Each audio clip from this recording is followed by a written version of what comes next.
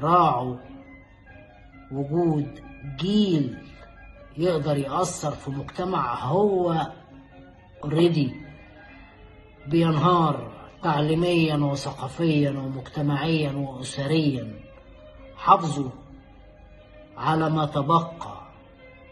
لو كنتوا خسرنا الماضي والتاريخ والحضارة، حاولوا تنشئوا جيل على الأقل يكون مستقر في أسرة علشان يقدر يكمل. انتوا بتتحاربوا من كل مكان، ولكن للأسف كل واحد باصص لنفسه ازاي هيعيش، وللأسف هو مش عارف يعيش وما بيعيش.